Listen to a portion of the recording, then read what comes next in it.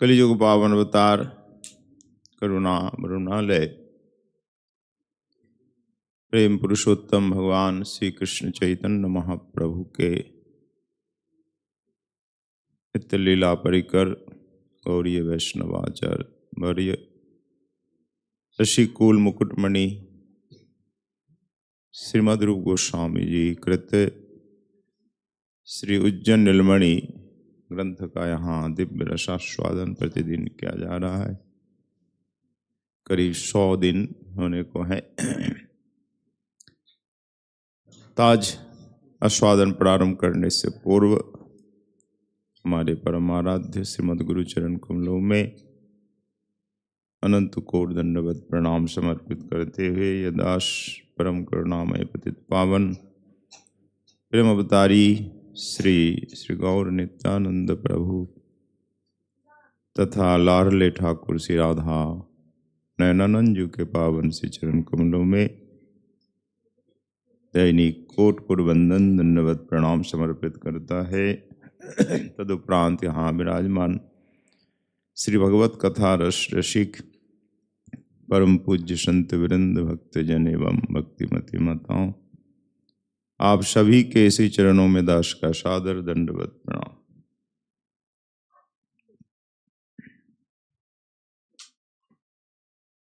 श्री हरिप्रिया प्रकरण 40वां श्लोक। यह श्लोक श्रीमद् भागवत जी का है। दशम स्कंद 47वां अध्याय का 60 संख्यक श्लोक है। श्री उद्धव जी महाराज ब्रज गोपियों की वंदना में बोल रहे हैं कि नायम श्रीवंग उन्नतांतरते प्रसाद स्वरयोषिताम नलिन गंधरुचाम कुतन्यः रासोत्सवेश्य भुजदण्डगृहीतकण्ठ लब्धाशिषां ययुद्गाद ब्रजसुन्दरीणाम्।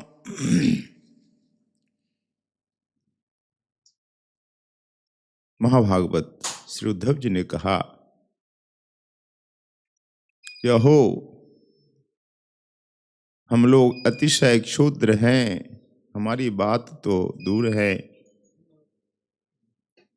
एकांत रतिशीला श्री महालक्ष्मी जी भी श्री कृष्ण के द्वारा ऐसे प्रसाद को कभी भी प्राप्त नहीं कर सकी।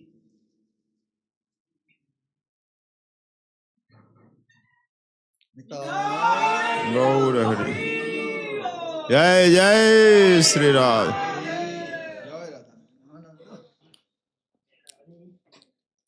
यहाँ पर प्रसाद कहने से सुखमय मनः प्रकाश को ही समझना चाहिए। सुखमय जो मन में का आनंद है उसी को यहाँ प्रसाद कहा गया है।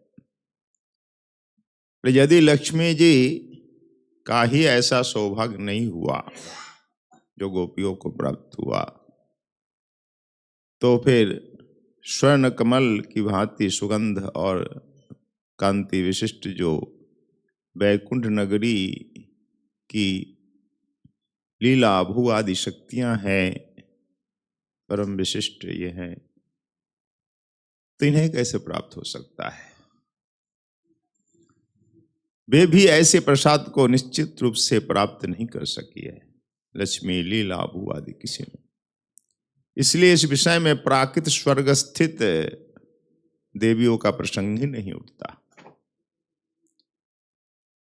उस प्रसाद को व्यक्त कर रहे हैं। क्या है वो प्रसाद? वो आनंद, वह सुख। तो बता रहे हैं कि रासोत्सवस्य भुजदंड गृहीत कंठ लब्धा शिशाम यद्गात ब्रजवल्लभी राम या ब्रज सुंदरी राम। रासोत्सव में स्वयं लक्ष्मी जी के लिए भी अलभ्य है, अप्राप्त है। ऐसा परम रसमय दिव्य रासोत्सव है। गोपियों का परम रागमय दिव्याति दिव्य भाव है। उसके कारण सर्व चमत्कार कारक अद्भुत रसोत्सव है।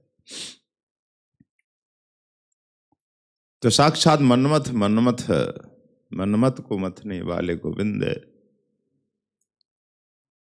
गोपियों के संग जो विहार किया, लक्ष्मी जी के लिए भी दुर्लभ है।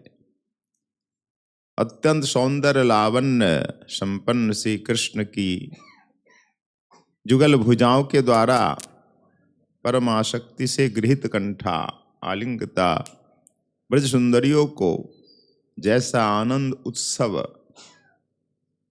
प्राप्त हुआ वो किसी को नहीं। ब्रज सुंदरियों को जिस उन्नत उज्जवल कोटि के आनंद उत्सव प्राप्त हुआ था, वो लक्ष्मी जी के लिए परम परम दुर्लभ ही है।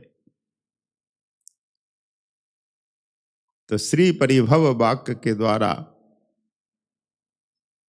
तथा ब्रज सुंदरी नाम ये उक्ति के द्वारा व्यंजित हो रहा है कि उनका सौंदर्य और सौभाग्य लक्ष्मी जी अपेक्षा अधिक था। गोपियों ने अपना सौंदर्य से श्री लक्ष्मी जी को परिभव किया, परिभव पराजित किया, और अपना सौभाग्य से भी पराजित किया। लक्ष्मी जी से भी अधिक है गोपियों का सौंदर्य सौभाग्य। जो श्री नंदनंदन ने परम आसक्ति से उनके गले में दोनों भुजाओं को डालकर मन ही मन प्रार्थना की कि तुम मुझे छोड़कर कहीं मत जाना। कैसा मार्मिक संबोधन। कौन बोल रहा है? ठाकुर। भक्त बोले तो एक बात है, पर ठाकुर स्वयं बोल रहे हैं तुम मुझे छोड़कर कभी मत जाना। और क्यों नहीं हो? ये भक्त कौन है? गोपी है, श्री कृष्ण की आह्लादिनी शक्ति है। तो गोविंद तो बोलेंगे ही, ठाकुर राधा रानी से नहीं बोलेंगे तो किससे बोलेंगे? गोपियों से सखियों से नहीं बोलेंगे तो किससे? उनका तो सब कुछ आनंद सर्वस्व गोपी है, राधा है। इसलिए राधा रानी के अन्नान गोपियों के गले में बाह डाल करके बोल रहे हैं, हे राधे, हे सखियों, मुझे छोड़कर कभी मत जाना। धन्य है राधा रानी। गोपियों का सौभाग्य देखो, गोविंद का प्रेम देखो, परमाशक्ति देखो। ऐसा सौभाग्य वास्तव में किसी को प्राप्त नहीं हुआ। न द्वारिका की महिषियों को प्राप्त हुआ, न वैकुंठ की लक्ष्मी आदि को प्राप्त हुआ। ये तो केवल अनुवाद, भाव तात्पर्य युक्त अनुवाद है। टीका का थोड़ा थोड़ा तात्पर्य। अब टीका में हम श्रवण करते हैं। पहले विद्याचक्र चूड़ामणि श्रीमद जीव गोस्वामी जी की टीका, लोचन रोचनी। नायम श्रीअंग इति अतः पूर्वम एता परह व्रत। इससे पहले कहा गोपियों ने, इस श्लोक से पहले उद्धव जी ने कहा, एता परम तनुभृता भुवि गोपबध्व। इस पृथ्वी पर गोपबधु वास्तव में धन्य अति धन्य है। शरीरधारियों में इनका ही शरीर धारण सार्थक है, परम श्रेष्ठ है। क्योंकि इन गोपियों में जो रूढ़ भाव, जो महाभाव देखा गया, वो तो किसी में नहीं। वांछन्ति यद भवभ्यो मुनय वयम च। गोपी जैसा भाव बड़े बड़े मुनि ऋषि वांछा करते हैं, मुमुक्षु साधक प्राप्त करना चाहते हैं, सिद्ध चाहते हैं। उद्धव जी कहते हम जैसे भक्त भी चाहते हैं। ध्रुव, प्रहलाद, उद्धव आदि सब चाहते कि ऐसा भाव हमें प्राप्त हो जाए। सुख सनकादि सभी चाहते हैं। तो प्रथम तो उद्धव जी ने ये कहा, इसके बाद ये दूसरा श्लोक है। तो प्रथम श्लोक में एतात परम तन भरता, इसमें मुमुक्षु, मुक्त और भक्त तीनों से गोपियों का भाव परम श्रेष्ठ है बताया गया। परम महात्मा संपन्न है। और के मास्त्रिय वनचरी व्यभिचार दुष्टा, इस श्लोक में क्या कहा गया कि धन्य है ये गोपी। कहाँ तो इनका दिव्याति दिव्य परमोत्कृष्ट महाभाव है, और कहाँ वनचरी व्यभिचार दुष्टा स्त्री की बात है। इसमें बहुत सुंदर सुंदर भाव है, टिका है। बोलिए गोपी वनचरी कहने से इनकी हेता नहीं दर्शाई गई। अरे वनचरी माने वृंदावन में रहने वाली, विचरण करने वाली। सौभाग्य है कि नहीं, वृंदावन रहने वाला परम सौभाग्यवान होता है। ब्रह्मादि देवता भी चाह कर नहीं रह पाते, सभी चाहते वृंदावन में हमें वास प्राप्त हो। तो वृंदावन के रहने वाली वृंदावन वासिनी, वनचरी अर्थ में वृंदावन विलासिनी, आहा ये गोपी है। और आप कहते हो विचार दुष्टा, बोले कहाँ गोपी, कहाँ राधा रानी, कहाँ वृंदावन, कहाँ ये महाभाव और कहाँ व्यभिचार दुष्टा? ये कभी संभव है क्या? ये तो परम परम महाभाव संपन्ना है। परम पतिव्रता अनुसुईया अरुंधति की ही वंदनीय है। ये सब सतियां पतिव्रता भी वंदना करती है। किसकी? राधा रानी की, गोपियों की। कौन? अरुंधति वशिष्ठ जी की पत्नी, अत्रि जी की पत्नी अनुसुईया आदि, ये सब पतिव्रता शिरोमणि है। ये भी राधा रानी की वंदना करती है। ये भी विचार दुष्ट नहीं है, ये परम भाव संपन्न है। ये तो विनाश किया 2 श्लोकों में उद्धव जी ने, फिर तीसरे श्लोक में उपसंहार के रूप में कहा। उपक्रम उपसंहार में ये जो गोस्वामी जी बोल रहे हैं, यस्मादतः खलु उपक्रम उपसंहारयो रस्य श्रीमदुद्धवस्य स्तुतु स्तासु महाभक्तिरेव दर्शनादत्रिव परमात्मनि इति विशेषणदानेन गोपीनां तत्पतिनां। यहाँ उपक्रम उपसंहार में ये 2 श्लोक है। पहले गोपियों भाव, गोपियों का भाव कैसा है, भाव का की महिमा का गायन हुआ। उपक्रम उपसंहार एक ही होना चाहिए। और इस श्लोक में महा भक्ति दिखाई। देखो गोपियों की भक्ति देखो। परमात्मनि से कृष्ण को परमात्मा कहा गया है, तो परमात्मा में ऐसी भक्ति, तो परमात्मनि ये विशेषण से क्या दर्शाता है जो गोस्वामी लिख रहे हैं? तो उद्धव जी की गोपियों में महाभक्ति है, तभी तो गोपियों की इस प्रकार स्तुति कर रहे हैं। और परमात्मनि विशेषण से दिखाया है उद्धव जी ने। गोपी नाम तत्पति नाम चेती तद व्यभिचारिता खंडनया। वो जो पूर्व में कहा गया है गोपी नाम तत्पति नाम, ये जो व्यभिचार जैसा शब्द है, पतियों को त्याग करके ठाकुर के पास आई है, बोली ये सब व्यर्थ की बातें हैं। गोपियों के अपने पति तो श्री गोविंद ही है। गोविंद के सिवा उनके कौन है? रोम रोम में बसे है गोविंद। इसीलिए उस व्यभिचार गीता जो बात आई है उसका खंडन हुआ यहाँ। व्यभिचार दुष्टा, यानी कहाँ गोपी और कहाँ व्यभिचार? ये जमीन आसमान का अंतर है महाराज। कहाँ सोना और कहाँ लोहा का तुलना देंगे? कहाँ सूर्य किरण और कहाँ अंधकार? तो ये खंडन हुआ है। तो खंडनया, खंडन के साथ उद्धव जी ने अंत में कहा, यजादुस्तजम स्वजनमान च पथम चहित्वा। इस वचन से उद्धव जी ने क्या कहा? श्री कृष्ण मात्र लोक धर्म परित्यागस्य निर्दीक्षमानत्वेन तासाम सदाचारस्य अनुक्रम प्राप्तता दर्शनादर्थांतरम तु न संभवति। बोले अन्य अर्थांतर मत करो, ये कृष्ण के लिए सर्व कुछ त्यागा है गोपियों ने। और शास्त्र भी कहता है सर्वधर्मान परित्यज्य मामेकम शरणम व्रज। भगवान के वचन है, सभी धर्म का त्याग करो, मेरी शरण में आ जाओ।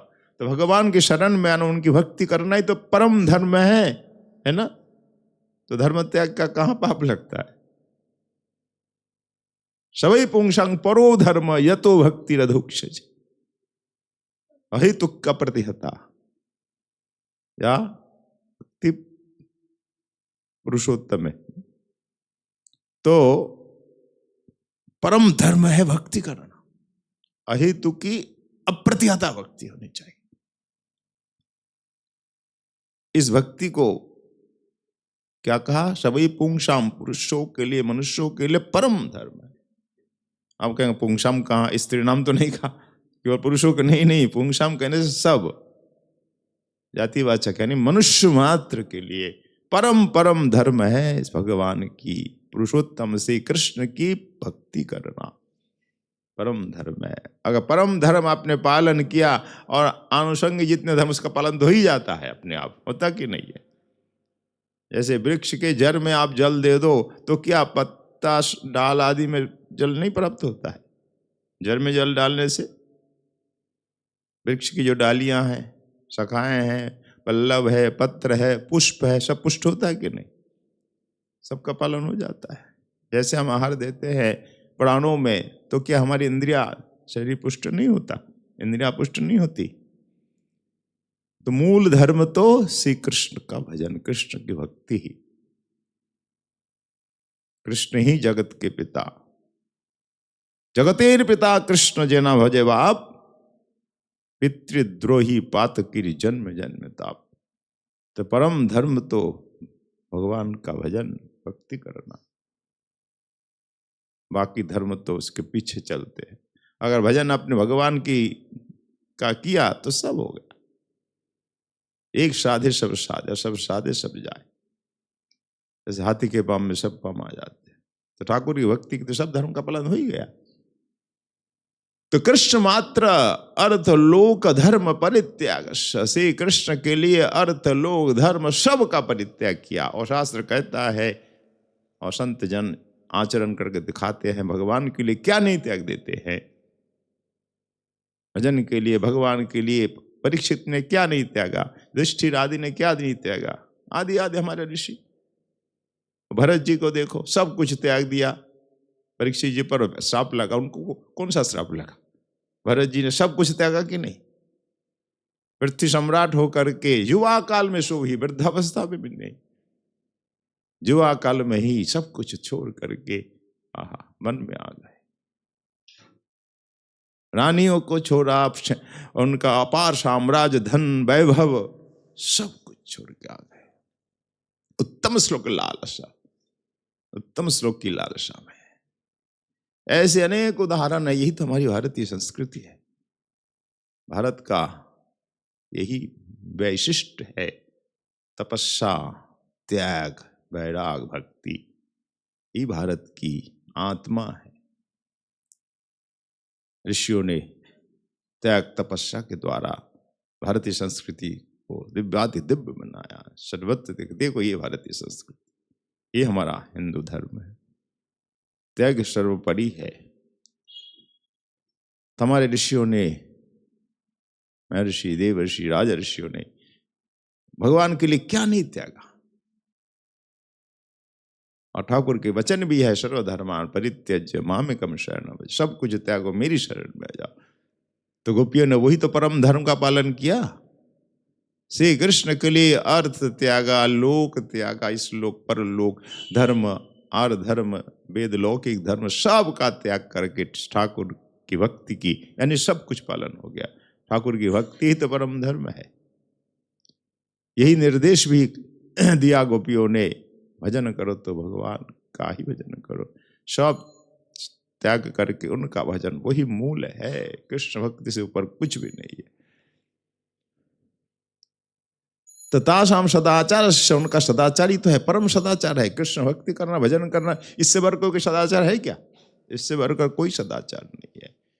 और कितना भी धर्म का पालन कर, वर्णाश्रम धर्म आदि का भजन नहीं करो तो वो सदाचार नहीं कहलाएगा।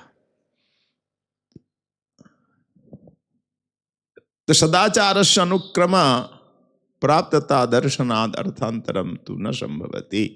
तो सदाचार का ही अनुक्रम प्राप्त है, परम सदाचार है गोपियों का। ये गोपी व्यभिचार दुष्टा नहीं है, इसका खंडन जो गोस्वामी जी करते हैं। इन्होंने तो परम परम धर्म का पालन किया है, सबको मार्ग दिखाया है, भजन कैसे किया जाता है, कैसे सब कुछ त्यागा जाता है। हमारे आचार्यों ने क्या नहीं त्याग किया, श्री रूप सनातन रघुनाथ दास गोस्वामी आदि ने अपार वैभव को त्यागा है।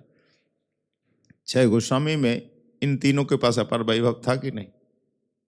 श्री रूप सनातन रघुनाथ दास गोस्वामी तीनों के पास अपार संपत्ति, वैभव, प्रतिष्ठा सब कुछ था, सब त्याग करके आए बांधवत। यही तो परम धर्म है। तो किम तयमेव अर्थः इमा वनचर्या श्री वृंदावनम आगता स्त्रिया श्री राधाद्य क्व एतादृश गाढ़ तद आसक्ति अभावात् व्यभिचार दुष्टा सर्वा अप्यन्नः क्व। सुंदर व्याख्या जब गोस्वामी जी ने की है, ऐसी व्याख्या ही अन्यत्र भी है। सार संग्रह में श्री रूप कवीश्वर गोस्वामी जी की व्याख्या भी ऐसी है। केमा बनचरी व्यभिचार दुष्टा, उसको एक साथ मत लगाइए, अलग अलग। ये जब गोस्वामी ने दिखाया हमको, केमा बनचरी अलग और क्वा व्यभिचार दुष्ट अलग। कहाँ तो बनचरी वृंदावन की रहने वाली गोपी राधा रानी, कहाँ इनका भाव रूढ़ भाव है, जिस भाव को वांछन्ति भव भी मुनय वयम च, मुमुक्षु मुक्त सिद्ध भक्त सब चाहते हैं। कहाँ तो ये गोपी, कहाँ तो इनका भाव, और कहाँ व्यभिचार दुष्ट दूसरी स्त्रियां, इनमें कोई समानता है क्या?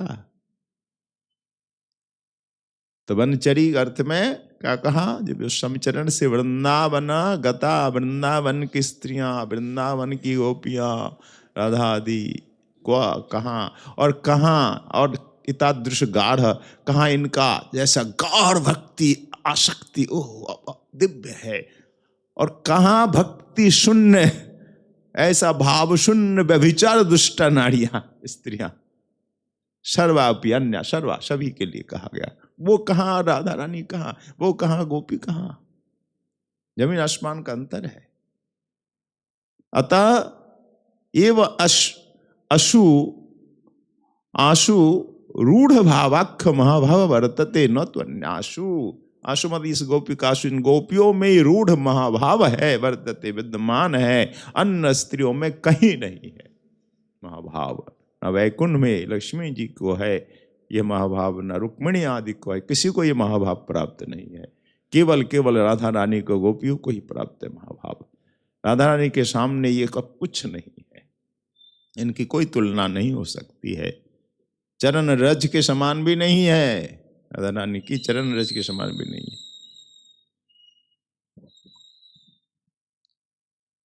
तो श्रीमान मदीश्वरस्तु अविदुषस्तन महिमादिकम अनुभवतो साक्षात् श्रेयः सर्वश्रेष्ठम कुशलम तनोति तेभ्यो विस्तार्य ददाति इति अर्थः। तो उद्धव जी क्या कहते हैं?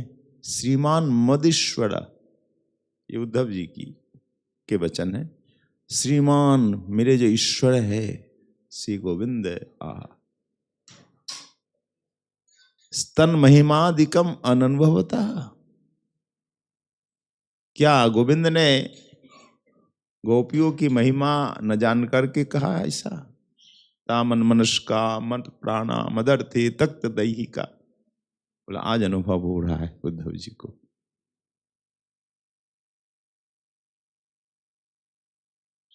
तो तन महिमादिकम अनुभव, तो गोपियों की महिमा को जो अनुभव नहीं करते उनको क्या मिलेगा? जो गोपियों के भाव को नहीं जानता, इनकी महिमा को का अनुभव नहीं किया है, साक्षात श्रेय सर्वश्रेष्ठम कुशलम तनोति। ये गोपियां, इनका भाव तो साक्षात सर्वश्रेष्ठ कुशल दान करता है। ये भाव गोपियों का स्मरण कीर्तन वंदन ही हमारे लिए सर्वश्रेष्ठ कुशल है। राधा रानी का नाम जपना ही तो सर्वश्रेष्ठ धर्म है, सर्वश्रेष्ठ कुशल। इससे बढ़कर क्या कुशल है? तो साक्षात श्रेय, श्रेय मतलब कल्याण, साक्षात कल्याण का क्या प्रतिवचन लगाएंगे? सर्वश्रेष्ठ कुशलम, साक्षात अर्थात सर्वश्रेष्ठ, श्रेय अर्थात कुशलम, सर्वश्रेष्ठ कुशल गोपियों के दिव्याति दिव्य भाव के द्वारा ही हमें प्राप्त हो सकता है। उनकी महिमा का अनुभव करने से ही प्राप्त होता है। तो गोपियों के द्वारा ही सर्वत्र साक्षात से विस्तार हुआ है। तासाम तु गोप्य स्तव, इसीलिए तो गोपियों की इतनी महिमा गाई गई है। मथुरा में जब ठाकुर गए तो मथुरा की नारियों ने दर्शन किया, कहा सुंदर सार लावण्यमय मूर्ति देखो, नंदन नंदन श्याम सुंदर हमारी मथुरा में पधारे हैं। तो ये स्त्रियां कहती हैं धन्य तो वो गोपी है, गोपियों ने इनका विहार प्राप्त किया इनके संग। तो गोपी क्या कहा मथुरा की स्त्रियों ने? गोप्यास्तपः किम अचरन् यदमुष्य रूपम लावण्य सारम समूर्धमनन्न सिद्धम। तो एक दूसरे से कह रही हैं मथुरा की स्त्रियां, अरे गोप्यास्तपः किम अचरन्, गोपियों ने कौन सी तपस्या करी है? क्यों गोपियों ने कौन सी तपस्या करी? देखो ना, जद अमुष्य रूपम, अमुष्य से कृष्ण का रूप, लावण्य माधुर का स्वादन गोपियों ने तो किया है। वास्तव में असमर्थ रूप है, वहीं असमर्थ शब्द है भगवत जी में। असमर्थ अर्थात भगवान कृष्ण की जैसा कहीं ऐसा माधुर नहीं है, समान नहीं है, उधर ऊपर तो ही नहीं। असमूर्ध लावण्य सार सौंदर्य का, अमुष्य से कृष्ण का असमूर्ध लावण्य सार सौंदर्य का स्वादन इन गोपियों ने किया है। इसलिए तो हमें लगता है गोपियों ने कौन सी तपस्या करी होगी। धन्य है गोपियों का भाग्य, ऐसा भाग्य तो हमें मिल जाए। ये मथुरा की स्त्रियां कह रही है। रुक्मिणी आदि ने भी प्रशंसा की और लक्ष्मी जी भी यहाँ आई पाने के लिए। तो सबकी वंदनीय है गोपी।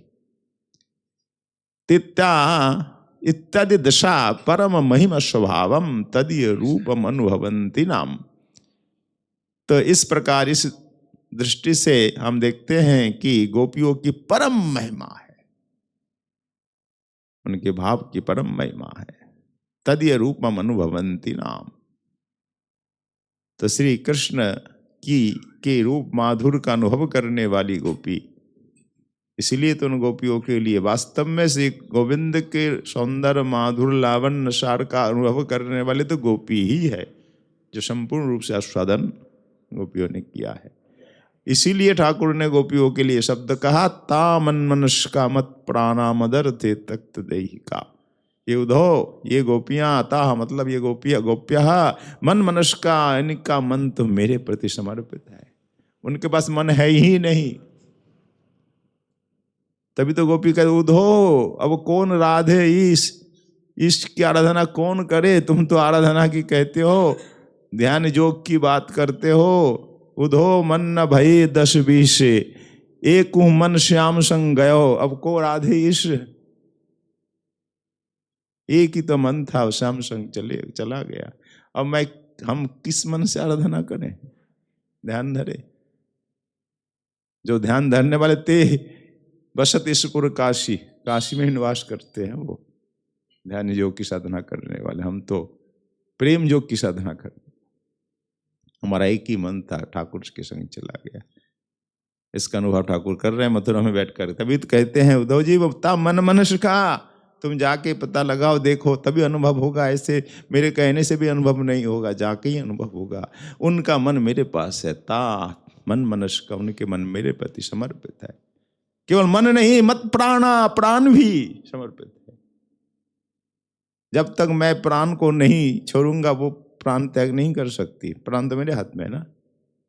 इसलिए गोपियां जब से मैं आया ना, तब से भोजन नहीं किया, यमुना किनारे विक्षिप्त की तरह डोल रही है।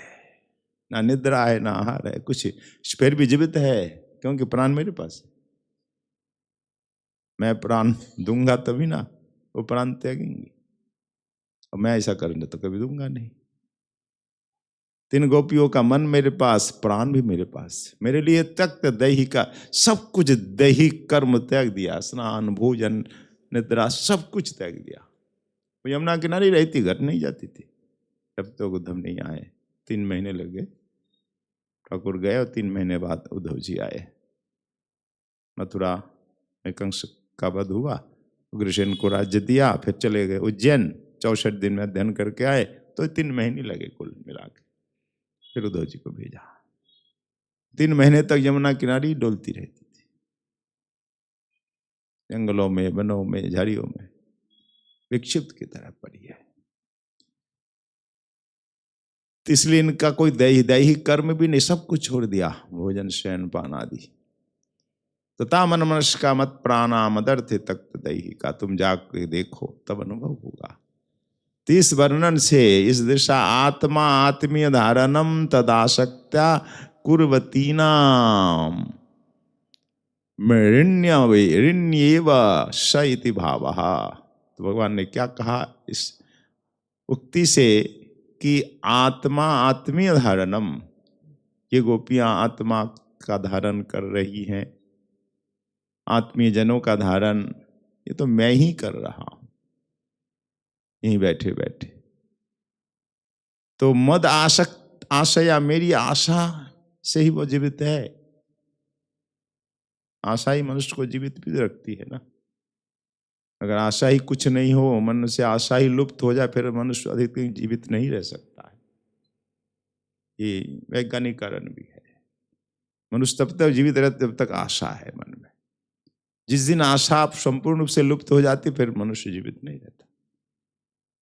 ते गोपियां मेरी आशा से जीवित है, मद आशया, मेरी आशा से ही ये ब्रज गोपियां आत्मा आत्मीय दोनों का धारण कर रही है।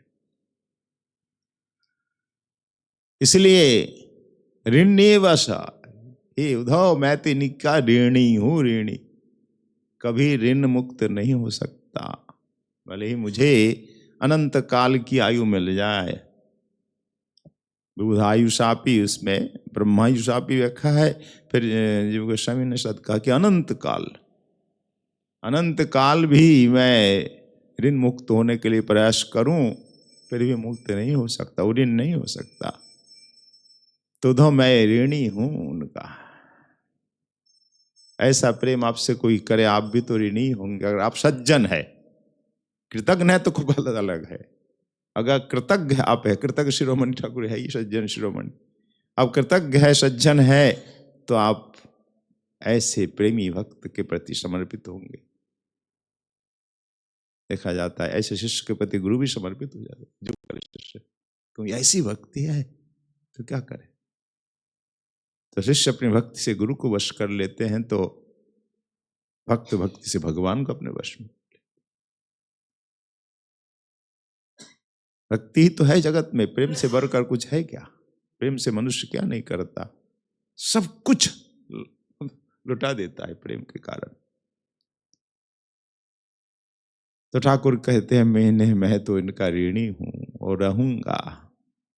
अथा तद प्याक्षिप्याह, तो उद्धव जी ने जो कुछ सुना ठाकुर के मुख से, अब यहाँ के जो कुछ देखा, देख करके बोला हाँ मुझे अनुभव हुआ, जो कुछ कहा मेरे प्रभु ने सो यहाँ साक्षात देखा। मदीश्वर, मेरे ईश्वर हैं, शब्द कहते हैं उद्धव जी, मेरे ईश्वर है गोविंद, बड़ी कृपा करके मुझे भेजा है। अगर प्रभु मुझ पर कृपा नहीं करते, मैं ब्रज में नहीं आता, तो मैं तो रह जाता इस प्रेम से वंचित। वास्तव में उद्धव जी कहते मुझे तो फिर पता ही नहीं चलता गोपियों का भाव प्रेम आदि के बारे में। तो मदेश्वर ने, हरि ने मुझ पर बड़ी कृपा की, अनुकंपा की। हरि कृपा से सब कुछ मिलता है, संत भी मिलता है हरि कृपा से। संत जन की कृपा भी कैसे मिलती? हरि कृपा से। राम कृपा बिना सुलभ न सोई, किसके लिए कहा? वही सत्संग के लिए कहा, बिनु सत्संग ना होई, और राम कृपा बिना सुलभ न सोई। तो सत्संग के बिना विवेक नहीं, और फिर सत्संग होता कैसे? राम कृपा। दोनों बात ही है, भक्त कृपा से भगवान मिलते हैं, भगवत कृपा से भगवान भक्त मिलते हैं, अन्योन्य संबंध है। जिस पर प्रभु की कृपा होती है उसी को अच्छे गुरु मिल जाते, संत मिल जाते। इस बात को भी काट नहीं सकते। तुलसीदास जी ने जो कहा अकाट्य है। और अगर ऐसा कहें गुरु गुरु संत कृपा भगवान, ये भी सत्य है, दोनों ही सत्य है। पर गुरु संत मिले तब तो जब प्रभु की कृपा होए, प्रभु की जब कृपा दृष्टि पर किसी जीव पर, तभी तो भेजते हैं जाओ गुरु जी को, संत।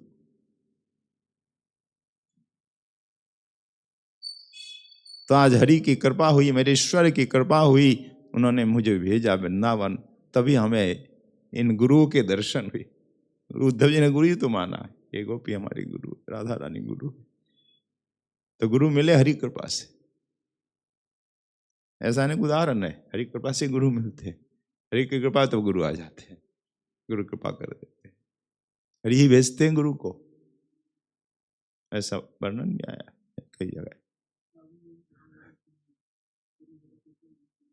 कोई देखो ऐसा नहीं वर्णन है, हरि कृपा के वर्णन नहीं मिलते। तो उद्धव जी कहता है हरि की कृपा हुई, सार्थक हुई, जो मैं वृंदावन आया, इन गोपियों का दर्शन किया, इस भाव को प्राप्त किया, मैं धन्य अति धन्य। इसीलिए उद्धव जी इतने गदगद हो गए कि 6 महीने रह गए, उनको शुद्ध तक नहीं आई ठाकुर की। एक टीकाकार ने लिखा है, डॉक्टर महानामृत ब्रह्मचारी 10 महीने रहे। 6 महीने की बात तो सुनते ही आए हैं, 10 महीना भी कहते। जो उद्धव जी एक क्षण नहीं रह पाते भगवान के बिना, उनके चरणों में ही रहते।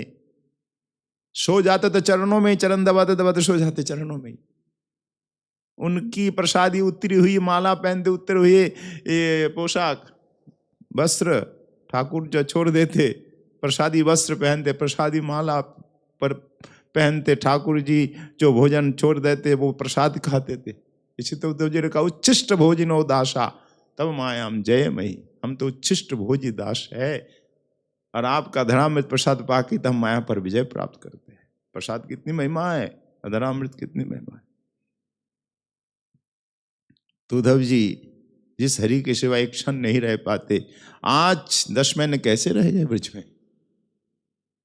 हरि से बड़े हरि के भक्त, गोपियों का सान्निध्य, दिव्य हरि कथा का आनंद। गोपियों ने हरि कथा सुनाई ना, खूब सुनाई, हरि का स्मरण कराया, स्वयं ने किया गोपियों ने उद्धव जी को, है ना।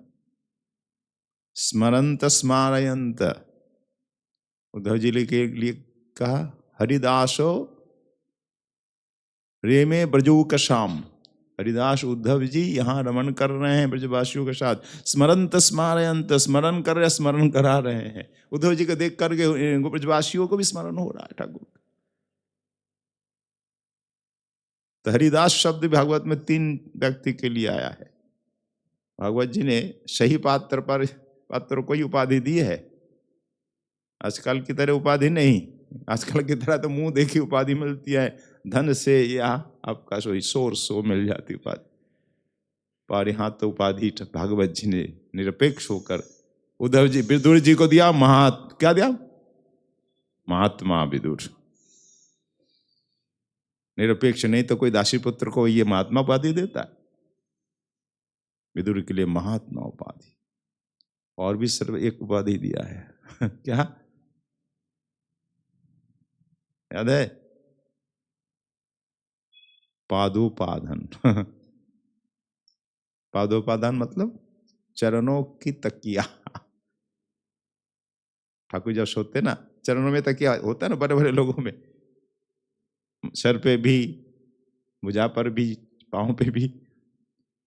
चरणों महापुरुषस्य चरणोपधानम, उद्धव जी के लिए कहा। नहीं, विदुर जी के, विदुर जी है भगवान श्री कृष्ण के चरणोपाधान, चरण की तकिया। कैसे? विदुर जी चरण सेवा करते करते सो जाते, प्रभु रख देते चरण विदुर जी को। हाँ, तभी तो कहा गया। तो विदुर जी को कितना सौभाग्य मिला, ऐसा तो पांडवों को नहीं मिला। आपका दासी पुत्र है, भगवान ये सब नहीं देखते कौन किसका बेटा है, कौन किस जाति का है, प्रभु केवल भाव देखते हैं। विदुर महात्मा, वास्तव महात्मा, कितना त्याग था उनका, कितना भाव था। तभी तो प्रभु राजभवन में भोजन नहीं किया, दुर्योधन की यहाँ विदुर की कुटिया में आकर भोजन। ऐसी ऐसी उपाधि भागवत जी में है। 3 व्यक्तियों को हरिदास उपाधि दी, युधिष्ठिर महाराज को, दूसरे उद्धव जी को, तीसरे नहीं गिरिराज जी को। हंताय मद्र रवला हरिदास वर्यो यद रामकृष्ण चरण स्पर्श प्रमोदा मानम तनोति सहगो गणयोस्तयोर्यत् पानीय सुयव सकंदर कंद मूलई। सर्वश्रेष्ठ हरिदास है तो गिरिराज ही है। कैसे? क्योंकि युधिष्ठिर ने सेवा की, उन्होंने राष्ट्र यज्ञ भी किया, जो गोस्वामी ने लिखा है। आप कहेंगे अगर विशुद्ध भक्त है तो राष्ट्र यज्ञ क्यों करे? जो अनन्य भक्तों को यज्ञ आदि तो करते नहीं। राष्ट्र यज्ञ तो चक्रवर्ती राजा बनने के लिए किया है। तो जो गोस्वामी लिखते नहीं नहीं, युधिष्ठिर ने राष्ट्र यज्ञ किया ठाकुर के लिए किया है, ठाकुर की इच्छा थी। युधिष्ठिर जी के मन में क्या था? देखो हमारे पास तो वैभव है ही नहीं, सब कुछ तो हस्तिनापुर में रह गया ना, जो कुछ कृपा करके दिया धृतराष्ट्र ने। एक जगह बंजर भूमि दी दी, इंद्रप्रस्थ क्या था, बंजर भूमि थी ना, जंगल था, वो दी। और देने के लिए कुछ गायें, कुछ दिया था धन, वो सामान्य था। तो युधिष्ठिर जी प्रजा का जो पालन करते थे, उनको व्यय अधिक था। प्रजाओं का पालन करना, अपने मंत्री सिपाही सबको तनख्वाह वेतन देना, वो उनके पास उतना धन नहीं था। तब मन में आया कि हम तो जब हमारे गोविंद आते हैं उनकी सेवा भी ढंग से हम कर नहीं पाते, क्यों है नहीं हमारे पास धन वैभव, उतना था नहीं। उदार व्यक्ति रखते नहीं ना धन, रखते क्या? जो सेवा भावी उदार है तो सब लुटा देते हैं ना। युधिष्ठिर जी तो जो कुछ था, जो तो कुछ दिया धृतराष्ट्र ने वही था, और सब कुछ जो भी कर आता था प्रजाओं से कहाँ रहता, सब वेतन में बढ़ जाता, वेतन में सेवा में बढ़ जाता था, धन अधिक था नहीं, रहता नहीं था। तो ठाकुर आते, गोविंद आते, उनकी सेवा हम कर नहीं पाते, उनके और उचित रूप में, जैसा कि द्वारिका में उनकी सेवा होती है, हम कर नहीं पाते। अगर राष्ट्र यज्ञ कर लें तो बड़ा धन आएगा, राष्ट्र में अपार धन आएगा, तो हम हृदय से उनकी सेवा हम कर पाएंगे। ये जीव गोस्वामी की टीका है। टीका के बिना रस नहीं आता है भागवत जी का। तब युधिष्ठिर ने यज्ञ के लिए सोचा। ठाकुर बोले, वाह युधिष्ठिर, तुम तो वास्तव में भक्त हो, मेरे लिए यज्ञ। ठाकुर भक्त वो है जो कुछ भी करे ठाकुर के लिए करे, उनकी प्रसन्नता के लिए। तो राष्ट्र यज्ञ भी किया हरि के लिए, उनकी सेवा के लिए, अपने भोग के लिए नहीं, धन में आसक्ति ऐसा नहीं। तभी तो भागवत जी ने हरिदास कहा, अगर राष्ट्र यज्ञ अपनी इच्छा से प्रतिष्ठा के लिए करते तो हरिदास उपाधि नहीं देते भगवान। हरिदास राजर्षि राजसूय महोदयम, वहां हरिदास कहा है, राजर्षि युधिष्ठिर। और उद्धव जी को हरिदास ब्रज रमो रे में बजो कशाम, तो ब्रजवासियों में ये विहार कर रहे हैं, हरिदास उद्धव जी हो गए। तो हरिदास युधिष्ठिर से श्रेष्ठ उद्धव जी। कैसे? उद्धव जी ने तो शरीर से सेवा की ना ठाकुर की, ये अंतरंग सेवा, चरण सेवा से लेकर हर सेवा, उद्धव जी की क्या समर्पण युधिष्ठिर से अधिक है। युधिष्ठिर को आप अपार वैभव, राजपाट, उतना समय कहा। उद्धव जी के लिए कोई और कोई दूसरा काम था ही नहीं, केवल ठाकुर की सेवा। बचपन से ही उनकी सेवा में लगे हैं।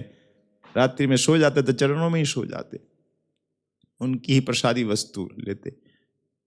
इसलिए श्रेष्ठ उद्धव जी हरिदास से भी, युधिष्ठिर जी से भी श्रेष्ठ है। तो श्रेष्ठ श्रेष्ठतर हो गए, युधिष्ठिर श्रेष्ठ हरिदास हो गए, श्रेष्ठतर हो गए उद्धव जी, और श्रेष्ठतम गिरिराज। कैसे? अरे गिरिराज जी ने जो सेवा की कोई कर ही नहीं सकता। संपूर्ण शरीर को तो यहां लेटा दिया, और क्या नहीं किया? पानीय सुजवश कंदर कंद मूल सेवा। तो देखो, सेवा से श्रेष्ठ होता है मनुष्य, सेवा के बिना श्रेष्ठ नहीं होता।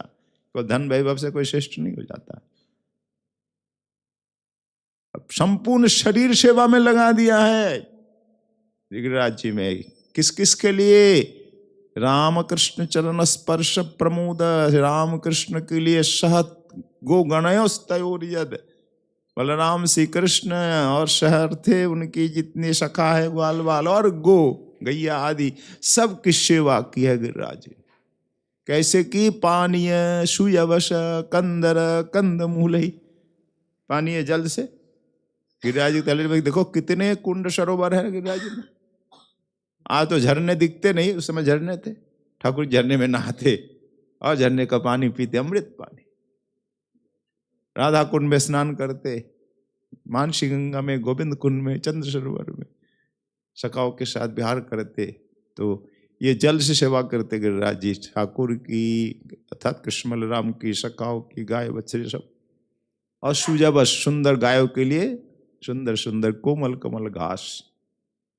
गिरिराज जी में ऐसी घास होती है ना, जहाँ झरना है, वर्णन आया है, झरना के किनारे किनारे जहाँ पानी बह के आ रहा है ना, किनारे किनारे घास उगती है, कोमल कोमल सुगंधित घास। नंद बाबा की कुछ 7-8 गैया थी, उस घास को ही चरती थी और दूसरी घास नहीं खाती। उस घास में क्या विशेषता है कि ऊपर केसर का बगीचा है, और केसर बगीचा धोकर के पानी गिरता था झरने से। तो केसर की सुगंध से सुगंधित वो घास, कोमल और सुगंधित, उस घास को चरती गैया। इसलिए इन गैया का दूध दिव्य होता था, सुगंधित और अत्यंत स्वादिष्ट। इन गैया के दूध को ही माता जशोदा घर में लाती गोपाल के लिए और ठाकुर के लिए। 2 हिस्से बांट देती, एक श्रीमन नारायण के लिए और गोपाल के लिए। दही, दूध, मक्खन, खुरचन तरह तरह बनाती। वर्णन आया है टिकाऊ में। तो पानी सुजवश, घास से, जल से सबकी सेवा, घास से गायों की सेवा। और क्या सेवा करते? कंदर कंद मूलई। कंदरा गुफाओं में, गुफाओं के द्वारा। भैया गुफा से क्या सेवा? अरे गुफा से क्या नहीं सेवा हो सकती? सर्दी काल है, ठाकुर कहाँ शयन करेंगे? या वर्षा हो रही तो गुफाओं में शयन करते, गुफाओं में खेलते सर्दियों में। शीतकाल के लिए, इस समय के लिए गर्म गुफाएं। आप जाओ पहाड़ी क्षेत्र में, गुफाएं गर्म मिलती कि नहीं सर्दियों में? तो सर्दी के लिए गर्म गुफाएं। गुफा के भीतर भी सब वस्तु है, सामग्री सेवा की सब कुछ। गुफा के भीतर भी जल का कुंड है, गुफा के भीतर हर वस्तु है। आप कहीं गए तो देखे होंगे चित्रकूट में राम सैया है ना, गुफा के भीतर सैया है, रूपा के भीतर कुंड है। गए आप कभी? तो सब कुछ है। तो गुफा के भीतर भी होता है सब कुछ। रास्ता छोटा लगता है, भीतर जाओ तो विशाल। तो गुफा से सेवा की है गिरिराज जी ने। और सर्दी तो, और गर्मी में शीतल गुफाएं। ऐसी गुफा भी है शीतल गर्मी में, वो एयर कंडीशन ही होता है गुफा। आप जाओ तो गर्मी में जाओ तो शीतल, सर्दी में गर्म। तो गुफा में सुंदर सुंदर शैया है, सुंदर सुंदर सामग्रियां हैं, भोजन सामग्री से लेकर हर वस्तु गिरिराज जी प्रदान करते। ये कंदरा हुई। और कंदमूल, पहाड़ में होता है ये कंदमूल, सुंदर सुंदर पहाड़ से कंदमूल उठा दे खाते ठाकुर। इसके अलावा गिरिराज जी में कितने वृक्ष है, न जाने कितने फल होते हैं, कितने फूल। तो फल से, फूल से, जल से, गुफा से, हर तरह से गिरिराज जी ने पूरा शरीर ही समर्पित कर दिया। प्रभु उसके ऊपर उठ चढ़ जाते, कूदते, खेलते। तो गिरिराज जी की सेवा सर्वोपरि है। इसलिए भगवत जी ने हरिदास बर कहा। बर मतलब श्रेष्ठ, बरिया। तो श्रेष्ठ श्रेष्ठतर श्रेष्ठतम हो गए। बोलो गिरिराज महाराज की। तो भक्ति से ही श्रेष्ठ होता है। तो गिरिराज जी की भक्ति सेवा से ही हरिदास बर उपाधि मिली है गिरिराज जी को। ऐसे उद्धव जी को भी हरिदास उपाधि मिली, उद्धव जी की सेवा से, भक्ति से। तो उद्धव जी की सेवा भक्ति पर ही चर्चा हो रही थी, अब कल सुनेंगे पुनः। तो उद्धव जी हरि की कृपा का स्मरण कर रहे, कर करके भाव विह्वल हो रहे हैं। हरि की कृपा से मुझे ही वृंदावन आना पड़ा, आया और वृंदावन आकर मैं धन्याति धन्य हो गया। गोपियों के दर्शन भाव आदि देख करके ये हरि की परम परम अनुकंपा है मुझ पर। तो जीव गोस्वामी की अद्भुत टीका है और टीका कभी भी आधा हिस्सा है। तो श्री राधा नयनानंद प्रभु की कृपा आप सबके आशीर्वाद से पुनः कल आस्वादन सौभाग्य प्राप्त करेंगे। आज यहीं पे उज्जैन नीलमणि रसास्वादन का विश्राम होता है। बोलिए श्री उज्जैन नीलमणि की, श्रीमद रूप गोस्वामी जी महाराज की, श्री राधा नयनानंद जी महाराज, नरसिंह भगवान की, बड़ी सुरमा कुंज की, सब संतों की, सब भक्तों की, आज के आनंद की जय जय श्री राधे। गौर हरि हरि।